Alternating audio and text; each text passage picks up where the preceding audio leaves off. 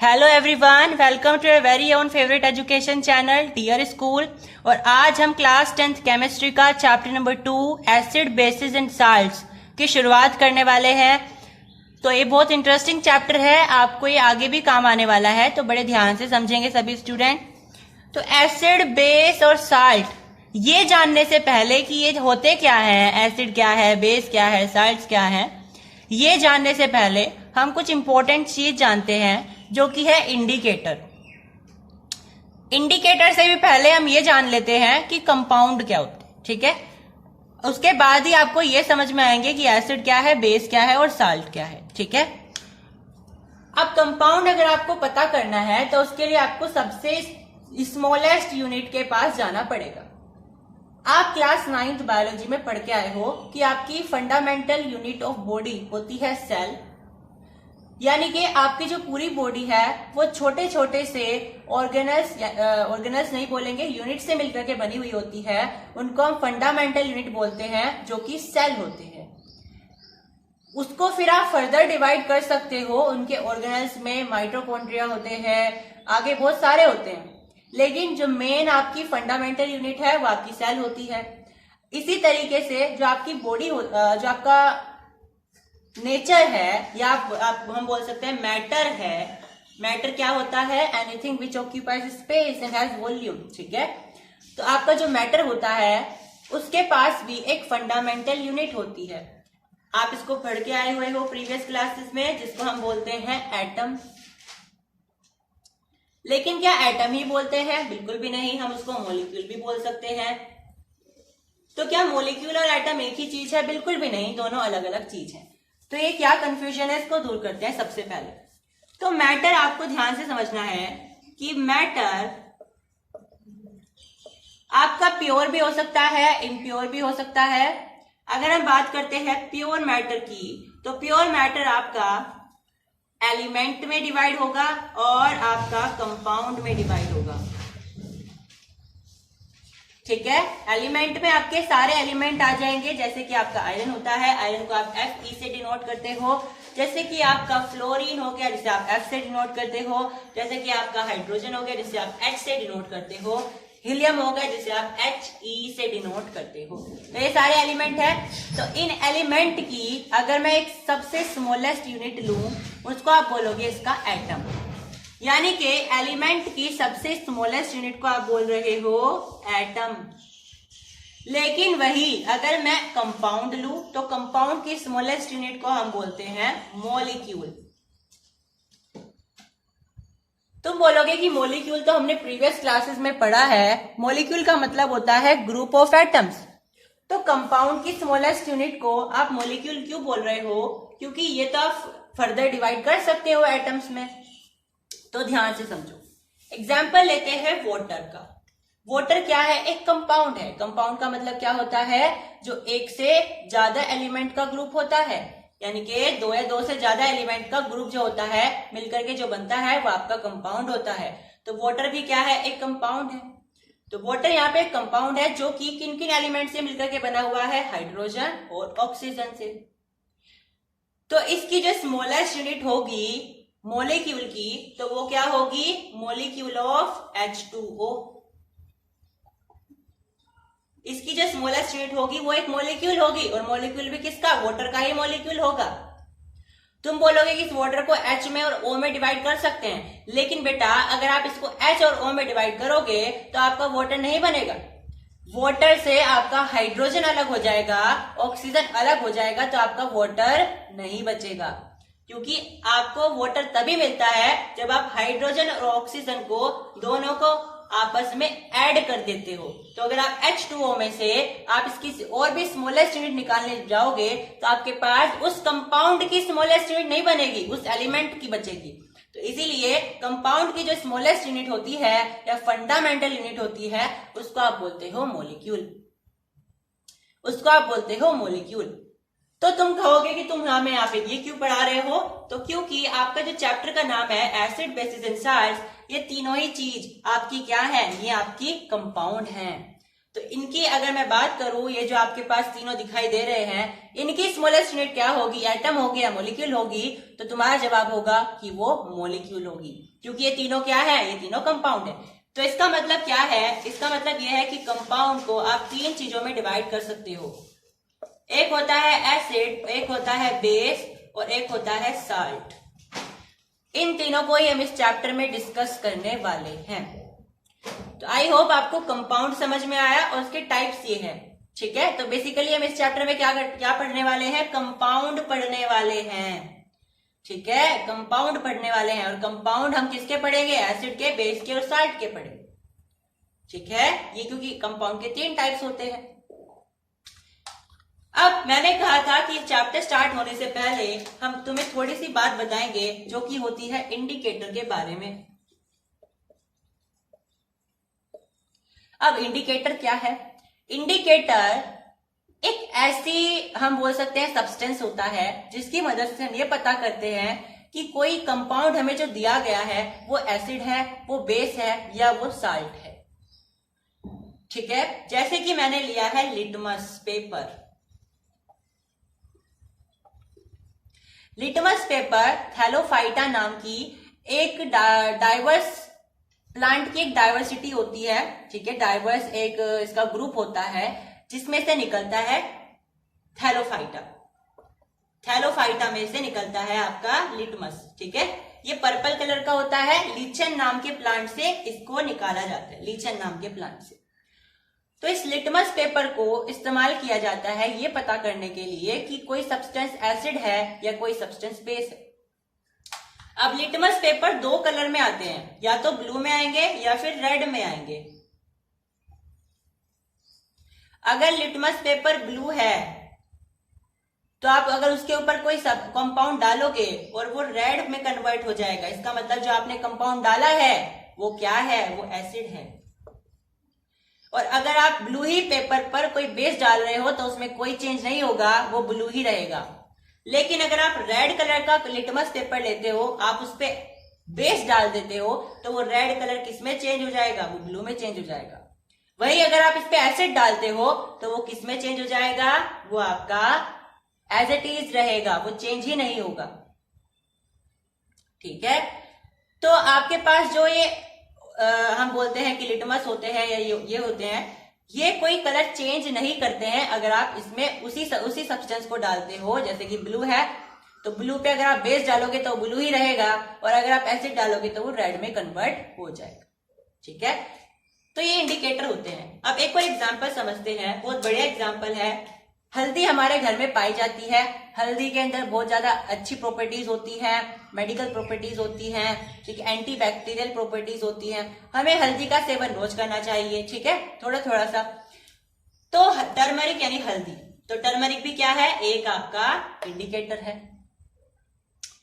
ये कैसा इंडिकेटर होता है, ये नेचुरल इंडिकेटर होता है, इसे हम प्रकृति से लेते हैं।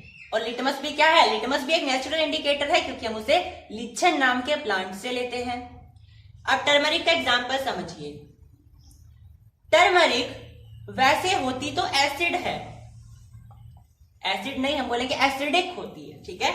जो हल्दी होती है ना उसके अंदर एसिड पाई जाती है, वो एसिडिक होती है।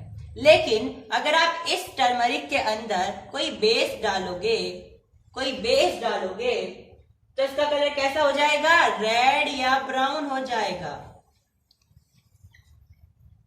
इसका कलर कैसा हो जाएगा, रेड या ब्राउन हो जाएगा।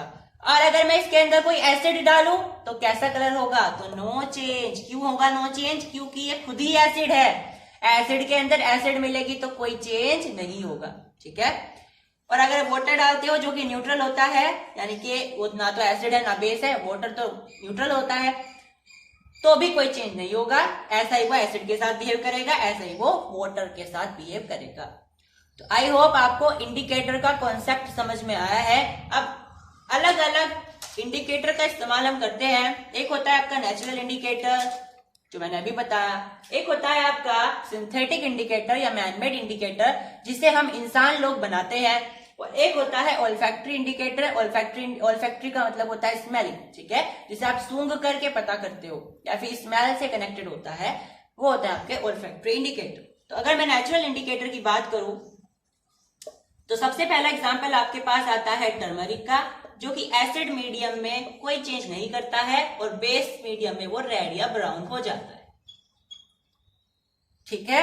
और अगर मैं बात करूं आपका लिटमस पेपर, तो अगर लिटमस पेपर ब्लू है तो वो रेड में चेंज हो जाएगा। ठीक है,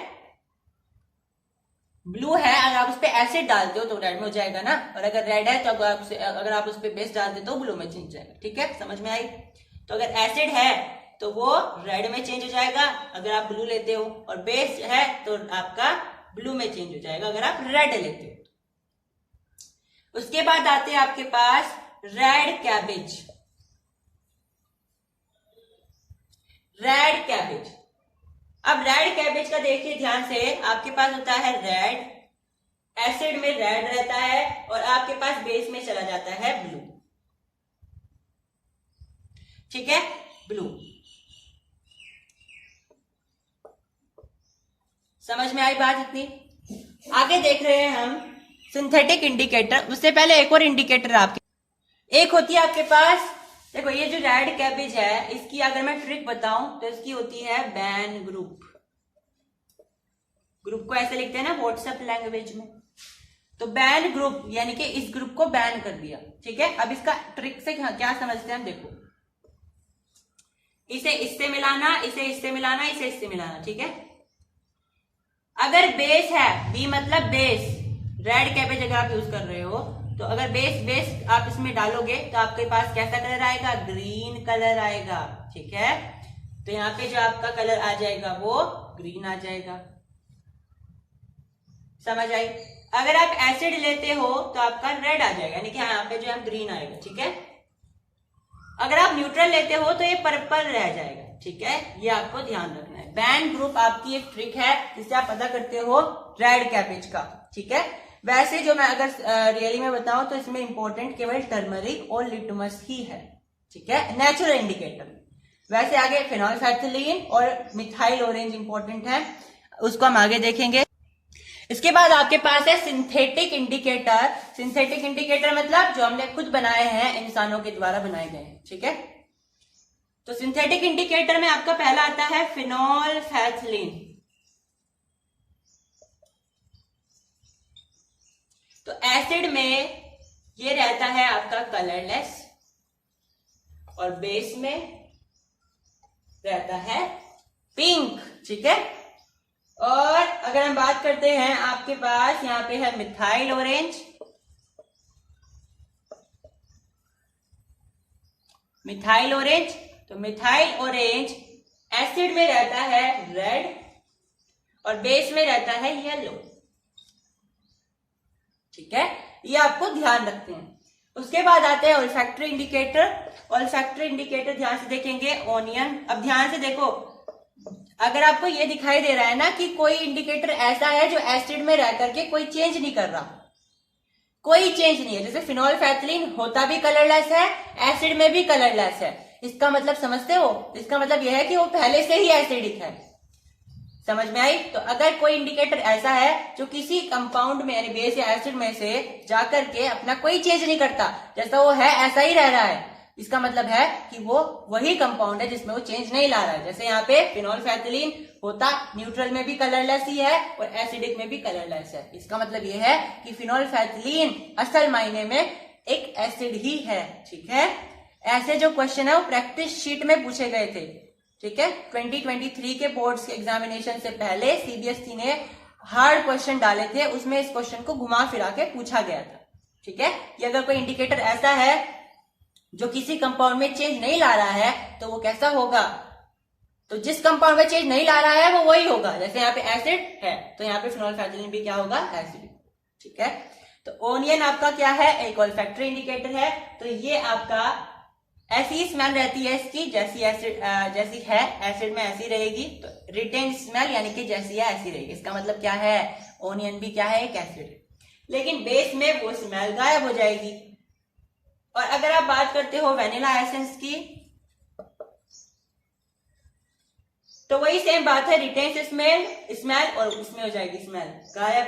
ऐसे ही आपका होता है क्लोव ऑयल, लौंग सुनिए ना, लौंग होता है क्लोव, तो क्लोव ऑयल, उसका तेल निकालते हैं तो रिटेन्स स्मेल एंड आपकी स्मेल आनी बंद हो जाएगी अगर आप बेस डालोगे उसके ऊपर। ठीक है, अब आपको समझना है, इसके बाद एक टॉपिक है हमारे यहाँ पे कि कौन कौन से कंपाउंड में एसिड पाई जाती है। अब तुम सोचोगे एसिड तो बता दो क्या है, बेस तो बता दो क्या है, बाद में बता देना क्या है इसमें कौन सी एसिड है, लेकिन ये बेसिक सी चीजें होती हैं, इनमें से 1-2 नंबर का सवाल आता है। तो हम ये कंप्लीट कर रहे हैं, इसके बाद हम अपना सीरियसली चैप्टर स्टार्ट करने वाले हैं कि एसिड है क्या, किसने कौन सा कॉन्सेप्ट दिया, अर्हेनियस का क्या कॉन्सेप्ट था, और जनरली आज हम किस मायने में बोलते हैं कि एसिड को हम एसिड क्यों बोलते हैं। ठीक है, तो केमिकली क्या है और फिजिकल प्रॉपर्टीज के हिसाब से क्या है। ठीक है, ये हम सारी प्रॉपर्टीज जानने वाले हैं, पर उससे पहले थोड़ा सा जान लीजिए कि कौन से सब्सटेंस में कौन सी एसिड पाई जाती है। तो अगर मैं लूं यहाँ पे विनेगर, तो आपको ध्यान रखना है विनेगर में कौन सी एसिड पाई जाती है, एसिटिक एसिड। उसके बाद है यहाँ पे ऑरेंज या लेमन ले लीजिए, ऑरेंज या लेमन में आपकी पाई जाती है सिट्रिक एसिड, जिसका हमने एक्सपेरिमेंट भी करा था। अगर आपने वो वीडियो नहीं देखी है तो जल्दी से देखिए जा करके, हमने एक्सपेरिमेंट किया हुआ है न्यूट्रलाइजेशन रिएक्शन का, जिसमें हमने सिट्रिक एसिड ली थी। तो सिट्रिक एसिड कहां से निकलती है, मतलब पाई जाती है कहां पर, ऑरेंज और लेमन में। इसका मतलब यह है कि आप ऑरेंज और लेमन में से, इसका मतलब यह है कि ऑरेंज और लेमन में सिट्रिक एसिड पाई जाती है। उसके बाद आपकी आती है पियर्स और एप्पल, पियर्स और एप्पल, इसके अंदर कौन सी एसिड पाई जाती है, मैलिक एसिड पाई जाती है। ठीक है, उसके बाद आपके पास होती है बी या आंट, वेरी इंपॉर्टेंट, ये जरूर पूछा जाता है, बी और आंट में कौन सी एसिड होती है, फॉर्मिक एसिड होती है। उसके बाद योगर्ट और मिल्क, कौन सी होती है, लैक्टिक एसिड होती है। उसके बाद टैमरिंड या ग्रेप्स में टाइट्रिक एसिड होती है। उसके बाद आपका आता है टोमेटो, तो टोमेटो में होती है आपकी ऑक्सैलिक एसिड। और उसके बाद आपके पास आता है यूरिन, जो आपका यूरिन होता है उसमें पाई जाती है यूरिक एसिड। उसके बाद प्रोटीन, प्रोटीन में कौन सी एसिड पाई जाती है, एमिनो एसिड। ये तो आपने पढ़ा है, क्लास 6 से आप पढ़ते आए हो कि प्रोटीन में कौन सी एसिड पाई जाती है, एमिनो एसिड। ठीक है, उसके बाद आपके पास है एस्कोर्बिक, उसके बाद आपके पास होता है सिट्रस फ्रूट। भाई सिट्रस फ्रूट में आपका गवावा आ जाता है, ठीक है, विटामिन सी वाले फ्रूट आ जाते हैं, तो इनमें कौन सी एसिड पाई जाती है, एस्कोर्बिक एसिड। अब जो आपके आंसू होते हैं उनमें कौन सी एसिड पाई जाती है, सियलिक एसिड, SIALIC, सियलिक एसिड। ठीक है, ध्यान रहेगा सब। अब मिथेनोइक एसिड आपकी होती है, देखो नेटल जो आपकी होती है ना, नेटल स्टिंग, उसमें आपकी पाई जाती है मिथेनोइक एसिड।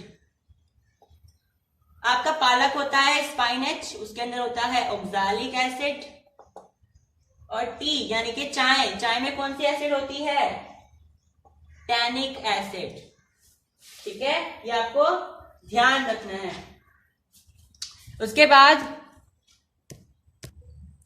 उसके बाद एक और चीज है जो कि है कि सबसे ज्यादा स्ट्रोंगेस्ट एसिड कौन सी होती है, तो सबसे ज्यादा स्ट्रोंगेस्ट एसिड होती है फ्लोरो एंटीमोनिक एसिड, जो कि फिर से मैंने आपको एक्सपेरिमेंट करते हुए बताया था, और इसकी जो पीएच होती है वो -21 या उससे भी कम हो सकती है।